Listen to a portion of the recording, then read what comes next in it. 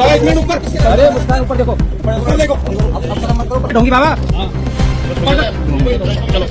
सौरभ राजपूत और मुस्कान रस्तोगी की जिस तरह से आजकल सोशल मीडिया में वायरल खबर चल रही है, उससे लगता है कि प्यार जो है किस तरह से गिरा हुआ वस्तु बन चुका है। मैं आपसे बात कर रहा हूँ मेरठ की उस घटना को जो आज हर न्यूज़ हर चैनलों पर चल रहा है। मैं इसलिए आपको बता रहा हूँ कि इस कहानी को पूरे निचोड़ जो है मैं आपको बताऊँगा।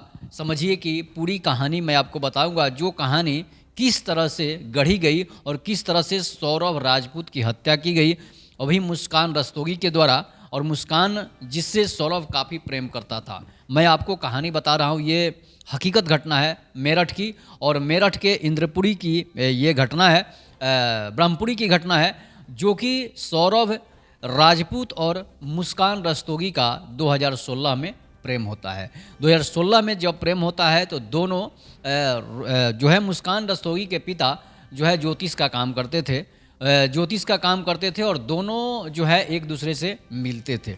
इसलिए मिलते थे कि जो सौरभ है, सौरभ के माता जो हैं वो अपना बेटे की नौकरी के लिए, बेटी की उम्र के लिए, बेटे के कैरियर के लिए जो है मुस्कान के पिता के पास जाती थी। कभी हाथ दिखवाने के लिए जाती थी, कभी कोई ग्रह नक्षत्र दिखवाने के लिए जाती थी। तो इस तरह से जो है सौरभ के माता जो है वो मुस्कान रस्तोगी के पिता के घर आती जाती रहती थी और अपना ज्योतिष का काम जो है दिखवाने का काम करते रहती थी। उस बीच क्या होता है कि सौरभ भी कभी कभी जो है वो मुस्कान के घर आता जाता रहता था, जिसके बाद दोनों को प्रेम हो जाता है। प्रेम होने के बाद दोनों ने समाज के बंधन को तोड़कर दोनों ने प्रेम विवाह कर लिया था। प्रेम विवाह हालांकि घर से ही शादी हुई थी, इसलिए दोनों का प्रेम मिला था, तो इसलिए जो है दोनों की शादी हो जाती है। शादी होने के बाद समाज की सीमा को लांघकर भी दोनों ने शादी की थी। 2 साल 3 साल शादी जो है ठीक ठाक रहा। इसके बाद क्या होता है कि सौरभ और सौरभ लंदन में मर्चेंट नेवी में काम कर रहा था। मर्चेंट नेवी में काम कर रहा था तो सौरभ को जो है हमेशा बाहर ही रहना पड़ता था। उसके बाद उस एक बेटी का जन्म होता है जिसका नाम पीहू रखा जाता है, और पीहू जो है धीरे धीरे बड़ी हो रही है। और इसके बाद सौरभ और मुस्कान में जो है दोनों में अब खटास पैदा हो रहा है। खटास पैदा होने के पीछे सबसे बड़ी वजह क्या थी, खटास क्यों पैदा हो रही थी? खटास पैदा होने के बीच जब पीहू का जन्म होता है तो लोग जब मर्चेंट नेवी जो है अपनी पत्नी के लिए मर्चेंट नेवी का नौकरी भी सौरभ छोड़ देता है और जो है पीहू के साथ और अपनी पत्नी के साथ मुस्कान के साथ रहने लगता है। उसके बाद घर के लोग ताना मारने लगते हैं कि पत्नी के लिए नौकरी छोड़ दिया, इतना अच्छा नौकरी था और ये नौकरी छोड़ दिया। इसके बाद वो वहाँ से चला जाता है, और चला जाने के बाद वहाँ से वो अपनी पत्नी को लेकर जो है पत्नी को वहाँ से लेकर निकलता है, और निकलने के बाद वो दोनों जो हैं शहर में अपना कमरा ले लेते हैं। शहर में मेरठ में अपना कमरा ले लेते हैं। मेरठ में जब कमरा लेते हैं तो दोनों ब्रह्मपुरी इलाके में कमरा लेकर रहते हैं। इसके बाद क्या होता है कि कमरा लेकर जब वहाँ पर रहते हैं, कमरा लेकर रहने लगते हैं, इसके बाद दोनों जो है अच्छे खासे मतलब रहने लगते हैं। उसके बाद होता क्या है कि 2021 में सौरभ जो है वो अपनी पत्नी से खींचा तान के भी तलाक की अर्जी डाल देता है, तलाक का अपील डाल देता है कि हम इसके साथ नहीं रहेंगे और इसलिए कि हम अपने जो है अब दूसरा शादी करेंगे और इसके मुस्कान के साथ नहीं रखेंगे। इसलिए कि मुस्कान जितनी सुंदर थी, उसकी कातिल जितनी अदाएँ थी, उससे कहीं उसके दिमाग में कातिलाना विचार चल रहा था। और इसके बाद इन दोनों के बचपन का एक दोस्त था जिसका नाम था, बचपन के दोस्त था साहिल शुक्ला। तो साहिल शुक्ला जो है मुस्कान के साथ स्कूल में पढ़ता था। साहिल शुक्ला के दोस्त एक ग्रुप बनाते हैं, व्हाट्सअप ग्रुप बनाते हैं। उस व्हाट्सअप ग्रुप में साहिल जो है को और मुस्कान को उसी ग्रुप में जोड़ दिया जाता है। इसका दोस्त जो उसे जोड़ देता है, ग्रुप में ऐड कर देता है। इसके बाद साहिल शुक्ला और मुस्कान रस्तोगी की दोनों में बातें होने लगती है। उसके बाद ये लोग दोनों एक रेस्टोरेंट में मिलते हैं, एक मॉल में मिलते हैं, एक रेस्टोरेंट में मिलते हैं। उसके बाद फिर दोनों को अब नंबर आदान प्रदान होता है और दोनों आपस में बातें करना शुरू कर देते हैं। बातें करना जब शुरू कर देते हैं तो दोनों की प्यार जो है वो बढ़ जाती है। इसके बाद इस बीच तलाक की अर्जी जो डाली गई थी सौरभ राजपूत की तरफ से, तो घर परिवार वाले लोग मना करते हैं कि ऐसा काम मत करो, पत्नी है तुम्हारी और उसके साथ रहो। इसके बाद वो उस बात को भूल जाता है और उसके बाद वो कमाने के लिए फिर से लंदन चला जाता है। और लंदन जब जाता है तो लंदन से वो महीने में एक बार आ भी जाता था घर और पत्नी के साथ रहता था। इस बीच साहिल शुक्ला का जो है जब ये लंदन चला जाता है, अकेले किराए के मकान में रहता है शहरों में, तो शहर में तो भाई कोई रहता है तो कोई आता जाता है, उससे कोई मतलब नहीं रहता है। उसके बाद होता क्या है कि साहिल शुक्ला और मुस्कान रस्तोगी का प्रेम बढ़ता है। प्रेम बढ़ने के बाद दोनों जो है एक दूसरे के घर आना जाने लगते हैं और साहिल शुक्ला जो है वो मुस्कान रस्तोगी के कमरे पर आना चालू कर देता है। वो लगातार हर रोज़ जो है उसके साथ रहता है, कमरे पर आता है, उसके साथ संबंध बनाता है और फिर अपना बाहर चला जाता है। इस बीच मकान मालिक के बेटे को खबर होती है कि भाई जो मुस्कान रस्तोगी है उसके साथ ये लड़का कौन है जो बड़ा बड़ा बाल रखा हुआ है, लफंदर की तरह, हीरोइंची की तरह लग रहा है। तो उसके बाद वो बताती है कि ये मेरे बचपन का दोस्त है और घर का गांव का है, तो आता जाता। तो वो सौरभ शुक्ला को खबर कर देता है, सौरभ राजपूत को खबर कर देता है कि साहिल शुक्ला भाई तुम्हारे घर आ रहा है, तुम्हारी पत्नी के साथ रह रहा है, घूम रहा है। इस बीच सौरभ जो है लंदन छोड़कर चला आता है। लंदन छोड़कर जब वहाँ से आता है तो अब क्या होता है कि इन दोनों में झगड़े चालू हो जाते हैं। झगड़े जब चालू हो जाते हैं तो दोनों आपस में मारपीट होती है। मारपीट के बाद बताती है कि अब हम तुम्हारे साथ नहीं रहेंगे, हम रहेंगे साहिल शुक्ला के साथ। तो बताते हैं कि भाई बेटी है तो भाई समस्या होगी। इसके बाद होता क्या है कि मुस्कान क्या करती है कि मुस्कान जो है उसको एक रात खाने में जो है जहर मिला देती है, पॉइज़न मिला देती है।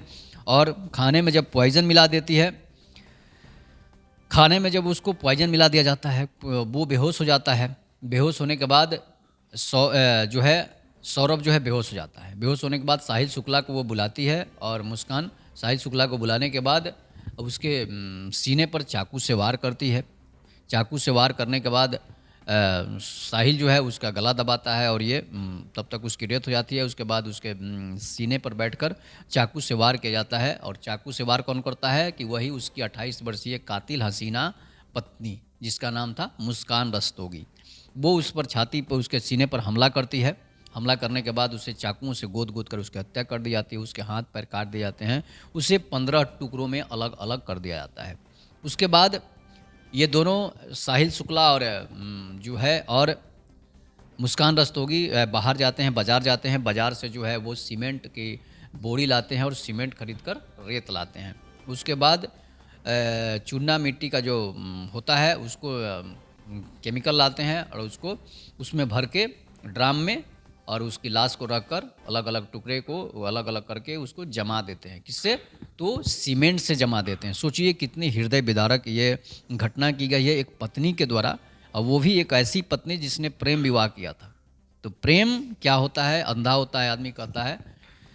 इसी से आप अंदाजा लगा सकते हैं कि इस तरह की घटनाएं, जो प्रेम में शादी किया है और जो प्रेम से शादी किया है और फिर उसको दूसरे से प्रेम हो जाता है, ये कौन सा प्रेम है? प्रेम एक ही से होता है, हजारों से नहीं होता, आदमी कहा जाता है।